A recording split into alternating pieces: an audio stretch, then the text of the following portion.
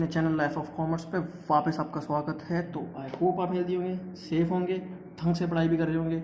Because अब हम क्या बात करेंगे, मैक्रो इकोनॉमिक्स। मैक्रो इकोनॉमिक्स मैंने काफ़ी टाइम से छोड़ रखा था बिकॉज मेरे को क्या लगता है कि अगर माइक्रो इकोनॉमिक्स का बेस अच्छा नहीं है तो मैक्रो इकोनॉमिक्स इतनी अच्छी नहीं हो पाएगी। अकॉर्डिंग टू मी, आपका अपना ओपिनियन अलग है। बिकॉज माइक्रो इकोनॉमिक्स की मैंने काफ़ी सारी चीज़ें करा दी है, तो मैं मैक्रो इकोनॉमिक्स पर वापस जल्दी कॉन्सेप्ट्स की वीडियो बनाना चाहूँगा। तो इस वाली वीडियो में हम बात करेंगे गवर्नमेंट बजट के बारे में। तो मैं एक मैक्रो इकोनॉमिक्स का चैप्टर कंप्लीट करवा चुका हूँ, मनी एंड बैंकिंग वाला। अब ये सेकंड चैप्टर है, सेकंड जो मैक्रो इकोनॉमिक्स का करवा रहा हूँ मैं, वो कौन सा है, गवर्नमेंट बजट। तो वीडियो को स्टार्ट करने से पहले मैं एक चीज़ कहना चाहूँगा कि अगर आपको मेरी वीडियो पसंद आ रही है तो प्लीज़ लाइक करिए, ताकि मुझे पता चले कि आप लोग हैं मेरे को सपोर्ट करने के लिए। और चैनल को सब्सक्राइब करिए अगर आपने नहीं करा अभी तक और आपके लिए हेल्पफुल हो रही है वीडियो, तो प्लीज़ रेकमेंड भी कर दें और दूसरों को शेयर भी कर दें।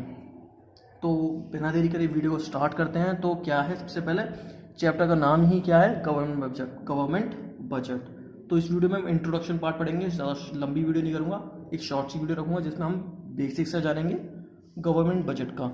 तो गवर्नमेंट बजट होता क्या है, उसकी पर्टिकुलर डेफिनेशन क्या है। तो government budget is a statement. तो स्टेटमेंट है, स्टेटमेंट क्या है, जैसे एक बैलेंस शीट वगैरह होती है ना, एक डॉक्यूमेंट टाइप से निकल के आता है। तो एक गवर्नमेंट बजट क्या होता है, एक स्टेटमेंट होता है जिसके अंदर क्या होता है, एस्टिमेट्स होते हैं। एस्टिमेट्स होते हैं किसके, गवर्नमेंट के एक्सपेक्टेड रिसीट्स। रिसीट मतलब रेवेन्यू, मान लीजिए रेवेन्यू वगैरह जो पैसा आएगा, और गवर्नमेंट के एक्सपेक्टेड एक्सपेंडिचर, वो मान लीजिए जो पैसा जाएगा ड्यूरिंग द फाइनेंशियल ईयर और physical year which runs from 1 April to 31 March.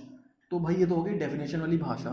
तो अब हम बात करें इसका मतलब होता है क्या है, तो गवर्नमेंट बजट क्या होता है, काइंड ऑफ स्टेटमेंट होता है जिसके अंदर क्या होते हैं, गवर्नमेंट एस्टिमेट करती है, गवर्नमेंट पता लगाने की कोशिश करती है, गवर्नमेंट अंदाज़ा लगाती है कि इस साल का उनका रिसीट, इस साल की कितनी रेवेन्यू होगा, उनका गवर्नमेंट का रेवेन्यू होगा, और इस साल का कितना एक्सपेंडिचर होगा गवर्नमेंट का।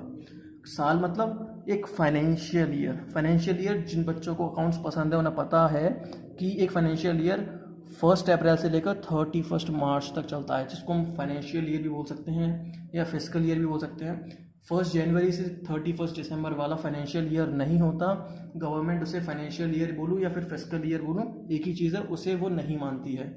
गवर्नमेंट फाइनेंशियल ईयर जिसे मानती है 1 अप्रैल से लेकर 31 मार्च। तो एक स्टेटमेंट जो कि गवर्नमेंट के एस्टिमेट बताता है किस चीज़ के, एक एक्सपेक्टेड रेवेन्यू या फिर रिसीट बोलिए, और एक्सपेक्टेड एक्सपेंडिचर एक फाइनेंशियल ईयर या फिर फिजिकल ईयर के अंदर। तो इतनी सी बात हो गई हमारी गवर्नमेंट बजट। आप देखते होंगे हर साल गवर्नमेंट बजट आती है, हर एक नया अलग अलग पॉलिसीज़ लाती है गवर्नमेंट बजट के अंदर गवर्नमेंट। तो आप जानते होंगे, आप अवेयर होंगे गवर्नमेंट बजट होता क्या है। तो अब हम बात करेंगे पब्लिक गुड्स। तो पब्लिक गुड्स और प्राइवेट गुड्स का अभी तो शुरुआत में कोई ज़्यादा महत्व नहीं है, बट एक आगे जाके ऑब्जेक्टिव्स ऑफ गवर्नमेंट बजट जो है उसमें एक इम्पॉर्टेंट ऑब्जेक्टिव है, रीअलोकेशन ऑफ रिसोर्सेज। तो उसके अंदर एक पब्लिक और प्राइवेट वाला इम्पॉर्टेंट है। तो ऑब्जेक्टिव वाली वीडियो हम नेक्स्ट वीडियो में कर लेंगे, काफ़ी लेंथी हो जाएगी अगर मैंने वो भी इसी में कराया तो बिना देरी कर स्टार्ट करते हैं इसको भी, कि पब्लिक गुड्स होता क्या है। पब्लिक गुड्स होते क्या हैं कि goods which can not be provided through market mechanism. वो गुड्स जो नॉर्मल मार्केट वगैरह में जो बिकते हैं ना, जो सब्जी मंडी वगैरह में बिकते हैं चीज़ें, जो नॉर्मल मार्केट हुआ, कोई भी चीज़ का मार्केट ले लीजिए, कॉस्मेटिक का मार्केट हुआ, कपड़े का मार्केट हुआ, तो उन सब चीज़ों में जो बिकता है नॉर्मल गुड्स, और जो कि government can not be provided, जो गुड्स नहीं बिकता है मार्केट के अंदर, नॉर्मल मार्केट के अंदर, इसको किसकी जिम्मेदारी होती है प्रोवाइड करने की, गवर्नमेंट की जिम्मेदारी होती है उस वाले गुड्स को प्रोवाइड करने की, उन वाली चीज़ों को, उन वाली सर्विसेज को प्रोवाइड करने की जो नॉर्मल मार्केट में नहीं बिकती हैं। तो वो रिस्पॉन्सिबिलिटी किसकी है, गवर्नमेंट की रिस्पॉन्सिबिलिटी है।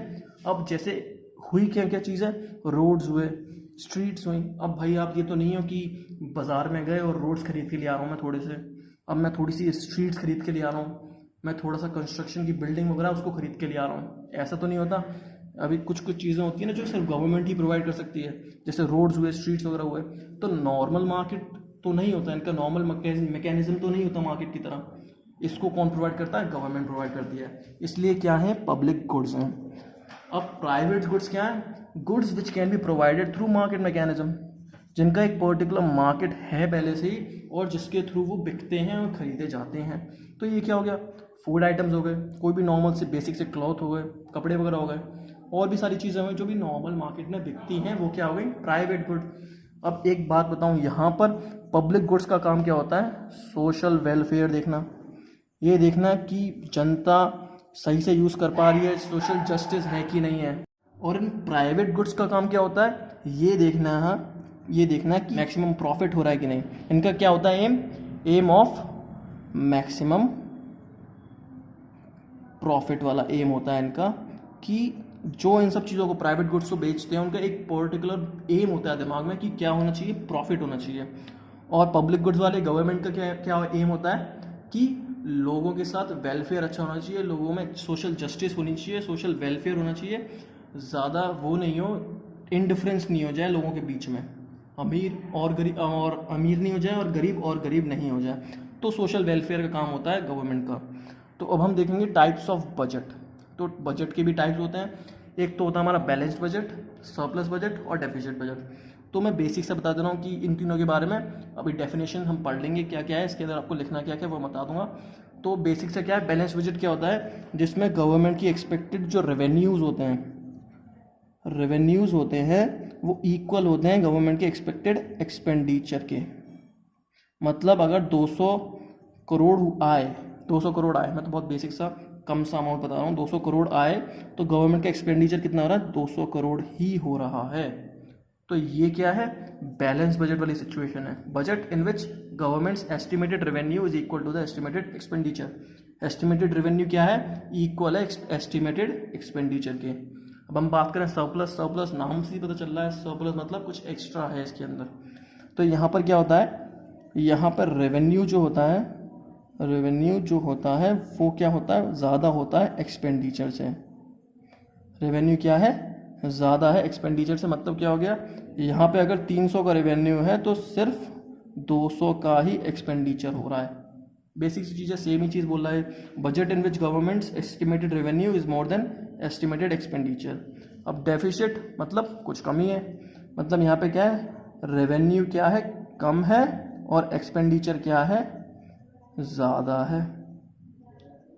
रेवेन्यू क्या है, कम है और एक्सपेंडिचर क्या है, ज़्यादा है। मतलब क्या हो गया यहाँ पर अगर रेवेन्यू सिर्फ 200 है तो एक्सपेंडिचर कितना हो रहा है, 300 हो रहा है। अब ये क्या बताया मैंने इसमें कि it is good for controlling recession. जो रिसेशन पीरियड वगैरह होता है उसको कंट्रोल करने के लिए डेफिसिट बजट ज़्यादा अच्छा रहता है। बिकॉज क्योंकि अगर लोगों के पास पैसा कम होगा तो वो कम वेस्ट कर पाएंगे, वेस्ट मतलब कम चीज़ें खरीद पाएंगे, तो डिमांड कम होगी, उसकी वजह से क्या हो जाएगा, ओवरऑल अल्टीमेटली क्या हो जाएगा, इन्फ्लेशन वगैरह कम हो जाएगा। तो रिसेशन वगैरह को कंट्रोल करने के लिए अच्छी पॉलिसी रहती है डेफिसिट बजट वाली।